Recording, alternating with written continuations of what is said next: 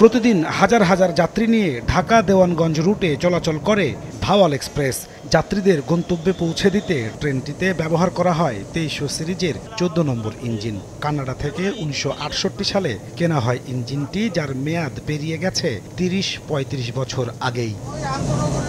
ইঞ্জিনের ভেতরের অবস্থা খুবই করুণ। কোনো ইলেকট্রিক ডিভাইসই এখন আর কাজ করে না। চালকের 3টি হ্যান্ড ব্রেকের 2টি বিকল, ইঞ্জিনের সেফটি ডিভাইস, ডেডম্যান ফুট প্যাডেলের 2টি বিকল। দুর্ঘটনার সময় ব্যবহার করা এমার্জেন্সি ব্রেকই নাই মেয়াদ উত্তীর্ণ ইঞ্জিনটিতে। আমার পাশে অটোমেটিক নাই। এখন তো যদি এলএম সাহেব কন্ট্রোল না করে তো আমি ব্রেক নাই, আমি তো কিছুই করতে পারবো না। কমলাপুরে দেখা যায় ঢাকা নারায়ণগঞ্জ রুটে চলাচলকারী 2500 সিরিজের ইঞ্জিন দিয়ে চলছে শান্টিং এর কাজ। এই ইঞ্জিনটির ব্রেক চাকার সঙ্গে বেঁধে রাখা হয়েছে বেড়া বাঁধার সাধারণ জিআই তার দিয়ে। এটা যে নষ্ট আপনারা লিখিত দিয়ে জানান নাই, কোনো কাম হয় না।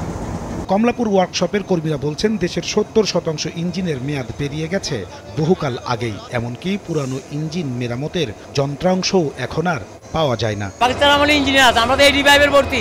কিছু গাড়ি আছে এগুলো এখনো চলতেছে। যে ব্রাইট লক টেকনোলজি সাধারণ পাউডারের তুলনায় দেয় দ্বিগুণ উজ্জ্বলতা, রিন অ্যাডভান্সড দেয় দ্বিগুণ উজ্জ্বলতা। যোগাযোগ বিশেষজ্ঞরা বলছেন দ্রুত সংকট সমাধানে উদ্যোগ না নিলে হুমকির মুখে পড়বে রেল।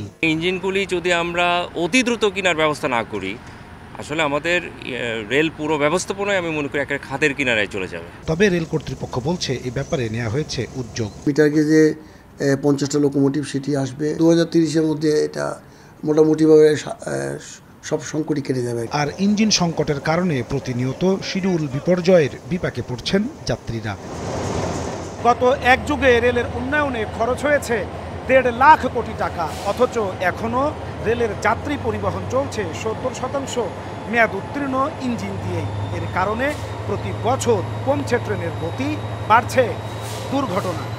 নাজমুস সালেহী, সময় সংবাদ, ঢাকা।